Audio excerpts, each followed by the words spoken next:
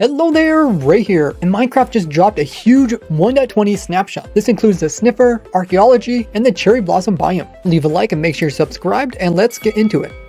First up, the Sniffer. This is the mob that won the 2022 mob vote. Currently, you can find the spawn egg inside the creative menu, as they haven't introduced the Sniffer egg coming from Archaeology yet. Let's turn on the hitbox and see how big they are. You can see they are square, despite them looking like a rectangle. All these sniffers are sniffing about, looking for some seeds. Here we got one here that's actually digging, and actually dug up one of the new plants that are coming in the game. It looks so cute when they dig in the ground and they pop up the items. And the seeds they find are called Torchflower seeds. With these seeds, you can go ahead and plant them on farmland. Let's go ahead and grow it up. You can see the next stage start to grow. And then we can see more of a flower being produced. This block is called the Torchflower crop. Now the Torchflower itself doesn't actually produce any light, but once grown up, you can go ahead and break it and harvest it. Then you can go ahead and plant this anywhere you want as a really cool decorative block. The Torchflower can be put into the crafting grid and crafted down to make a orange dye, giving us an alternative way to actually get orange, but the easiest way is probably still making yellow and red using my flower dye farm, and then just combining them for orange. But I'm sure going to enjoy making a farm, being able to automatically grow these up and collect them, as the items themselves are pretty cool for decoration. Now the seeds themselves can be used to actually breed sniffers. Let's give this one another seed and watch these two sniffers breed. They almost look like a solid box. Okay, they produced a baby. Let's go check it out. Oh, look at the baby, it's so cute. Baby sniffers are called snifflets. Let's go ahead and try to use the seeds. It looks like you can actually increase its growth speed by using the seeds on it. Now the sniffer cannot actually be tamed, and it is a passive friendly mob. What other questions do you guys have about the sniffer or the plant? Speaking of sniffers digging up seeds, that can be planted for new decorative plants. We got a brand new leak. This leak comes from the Twitter account Roger Badgerman, the same person who leaked the 3 mobs for the Minecraft mob vote, and that we were going to get camels with 1.20. In the image, it's clearly in the game of Minecraft, and we can see there's 2 new plant-like blocks. This one over here almost looks like a pitcher plant, but it's not growing directly on the ground. Instead, it's growing on this piece of brown slab height block, which appears to be a piece of wood. It could also be like a small flower pot, because we are getting the new big pots, so it's possible that they made a really short one as a full block rather than our small flower pots. Or this could be like a planter's box, which is a wooden box that's usually filled up with the type of soil that the plant likes, as well as maybe some mulch on top. Because this is supposed to be an ancient plant, it is very possible that it needs a special type of environment in order to grow in the modern day. And because environments change over time, maybe it's no longer suitable to grow in our soil. Another possibility is that this is actually a chunk of wood, and this is actually a plant that lives on decaying material, such as like you think of like a mushroom growing on an old log. So you put down like an old log, you plant your seed in it, seed would slowly grow up until it comes into this flowering plant. Now the second plant definitely looks like a vine or a lichen, both of which we already have in the game. But once again, you can see this one actually grows and flowers out. Now they are showing it on like stone, so it could be like some kind of moss that's growing on the stone. And these type of plants can actually bloom with somewhat small flower. When they did talk about the sniffer, they did mention decorative plants, which is plural, meaning more than one. So both of these could come from the sniffer digging up seeds. With the viney one, I'll be curious if players can use it just like vines and climb up them. But for the pitcher one, it's definitely unique, so it might have some unique properties, especially with this flower pot bait. What do you think about these? Next up, Archaeology, where you can find suspicious sand around desert temples, desert wells, but they said they will add in more in the future. The sand looks a little bit different than normal sand, and using the new tool called the brush. To get the brush, you will need to put in 3 strings and 2 sticks. That'll produce 1 brush. With the brush, you can right click on things to try to dust them. You can see nothing's really happening to this sand. If we go to suspicious sand and we right click, you can see it's actually changing it. You see little cracks forming, kind of like the player would be breaking it. Once complete, it will convert over to a sand block. Now, in the original video, they showed the player actually removing layers. This is a lot simpler probably to code than to add layers. That would slowly go down and maybe change hitboxes as well. These suspicious sands, you can't actually collect them. When you break them, they just shatter. And even if they're sitting on top of another block and you break the one below it, they'll fall and then shatter as well. You have to be careful when digging about. If you stop brushing, the progress will eventually revert back to before. Nice thing is about where it converts back to sand, it doesn't leave holes in your world like the previous design would. Now when you are dusting, you move very slowly, kind of like holding a shield out. There's also this cool animation the player does with holding the brush and going back and forth with it. Now I couldn't find any desert temples that actually had natural suspicious sand generated with them, or desert wells with it. But we can mimic the loot that would come from these if we just do archaeology/desert pyramid. You can see we can get stuff like diamonds, TNT, emeralds, the new pottery shards, Now we go ahead and put this in a command block and we can just see all the different stuff that you'll actually get from it. So it seems each stand will only give you one item. So I ran a while, you can see all the different things you can get from it, including 3 types of the pottery shards, prize one, which has the little diamond shape on it. Some people thought it was a ruby. We also get the archery one, which has the bow and arrow on it. And we get the skull pottery shard, which has the skeleton skull on it. We also get quite a bit of TNT, got diamonds, emeralds, and even gunpowder. This doesn't make diamonds renewable since these suspicious sands aren't renewable, but it could be a cool way to get some early game without having to go deep in the ground. Also get emeralds for trading, gunpowder so you can make more TNT, and TNT so you can easily blow up stuff. Now if we change this command for the desert well, and we clear inventory, let's go ahead and run this one. We can see we actually get different loot. So we're getting emeralds now, we're also getting suspicious stews, some sticks, some clay bricks. So it's actually worth going to desert wells because they'll give you different types of loot.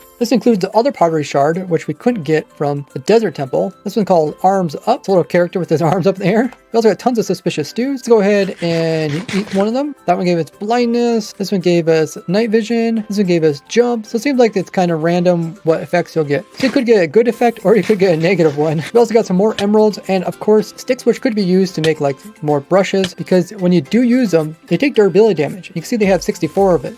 These shards can only be found through archaeology and cannot be crafted. Now with these shards, you can place them into the crafting grid like this, with each side being the type you want to display. This will produce a decorative pot. Depending on which side you put the image on, will decide which image are placed on which sides of the pot.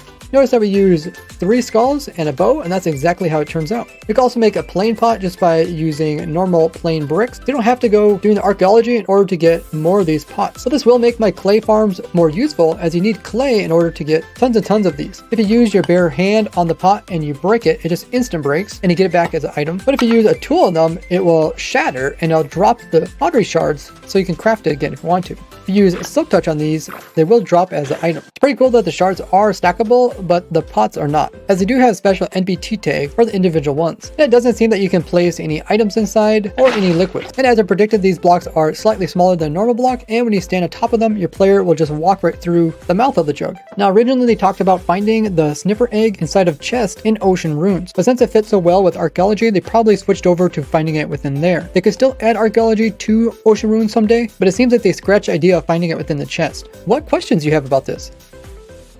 Now let's check out the cool cherry blossom biomes. They got these amazing trees which can be grown up from saplings. They have quite a bit of variety in how they grow up. So it should be a fun challenge designing an automatic farm and not only get the new wood type, but also the new leaves. So make sure you join my live stream just after this, where you the viewer can join me in playing in the new snapshot. You can find the details in the description. Crafting the logs down produces this nice light pink wood block variants. What do you think of these? The cherry grove biome can be found in mountains, just like you find meadows. And just by harvesting the leaves and placing them down again, they'll actually drip these particles, kind of like petals falling from the tree.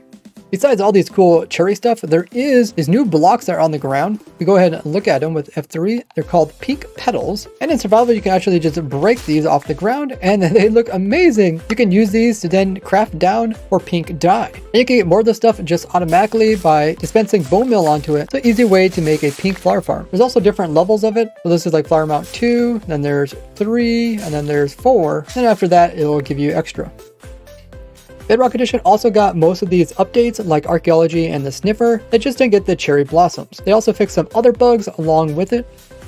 Java Edition finally got a parity similar to Bedrock Edition, where you can put disc in with a hopper and that will automatically go into the jukebox and play. But a hopper underneath doesn't take the disc out. So I should be able to update my automatic music disc sorter using this to make it a bit easier so the player don't have to put the disc in, they just have to remove them. They also added a feature which is in Bedrock, which is when a music disc has something inside of it, it will immediately power redstone beside it with a power strength of 15 no matter what type of disc. You can still use the old feature of having a comparator to read exactly what type of disc is inside of it. We also got a new thing we can summon in, which is interactions. These are actual entities in the game, kind of like our display entities, but these interactions will detect stuff like left clicks and right clicks. You can customize them about how big they are, what they respond to, what actual format they have, as well as they can be used in triggering advancements. Execute commands also work with them, so you can execute on the attacker or execute on a specific target. This is great for map makers so they can make interactive maps. Now I showed this cool trick where you could actually have baby camels get picked up in a boat, where the adults wouldn't be able to get picked up in the boat, and then you can just grow them up to have adults. So now if you try to grow up a baby inside of a boat, or it grows up naturally, you'll see the camel actually will get kicked out. Same thing for the horses, including mules and donkeys. So you can no longer have like the horse storage on top of the boat. So these are cool rares to collect before upgrading your worlds. Since 1.16, certain mobs, when they would fall into water while sitting, would cause the cat to sink. So now once again it will float. I used to actually use this trick to transport pets really far away. So now once again I can use it for cats, as you can just put it on a timer and then drop the cat in water and then it'll teleport to you rather than just constantly sitting, because the water makes the mob stand up. Since version 1.6, when it came to breeding horses, there was a problem that the baby horse was never able to actually exceed the stats of the parents. But this resolved, it's possible to get better horses by breeding two really good horses together. So start getting those OP horses. Blast protection armor will now also work for reducing knockback for players where it wasn't before. Creepers are supposed to flash kind of like TNT before they explode, and that wasn't occurring in the previous snapshot, so they reverted that as well. Allays will no longer stall when trying to come over to the player. You no longer have to worry about getting kicked from the server for flying just because you died on top of a horse or camel. Turtles naturally generate along beaches during world generation. The game sometimes put two passive mobs in the same block. This is actually causing problems with the turtles, and they're actually getting stuck, where they're constantly making walking noises. In a previous snapshot, they accidentally made it so when you die from a dripstone point, it was called a falling block, so they reverted it. This bug that's been in the bug report for quite a long time, where servers will show up as old, has been resolved. Drone's animation was a bit glitchy, so now it's smoother. Since 1.16, Elytra has been kind of jittery when turning, as you can see here. Now it's really smooth when you turn. They also fixed the Z fighting with boots, and on the new display text. They resolved a bug where there was a memory leak. Now one thing I forgot to mention is that in the settings, you can actually change how fast you want the glint of the enchanted armor to move across the armor. There's also another setting for how strong you want the glint to be. You can completely turn it off so you can't see enchantments, or you can make it really strong so it's a little bit easier. But the enchanted glint doesn't only apply to armor, as this is used also in the potions with their different effects. And because overall they brought the glint down, it's much easier to see the exact type of potion you have in game just by the color. But before they had so much enchanting glitter on them, they all looked about the same. This is something I complained about for a long time, so I'm really glad they changed this. Also, with the ability to switch out armor just by right clicking while having it selected, also works on armor stands, so I can switch out the pants on that one. And I hold the other one and I can switch it back. This enchanted look is also reduced on the enchanted golden apples, but for these it's almost to the point where you can't tell the difference visually between the enchanted one and the unenchanted one. You can also see this on other items which have enchantments. It's a lot more subtle. Now join me in exploring the new snapshot. You can find the IP on my Discord, or get up to date on everything coming with 1.20 in this snapshot here, or this one, where I designed several new farms for 1.20. Thank you for watching. I'll see you guys in the next one. Bye bye!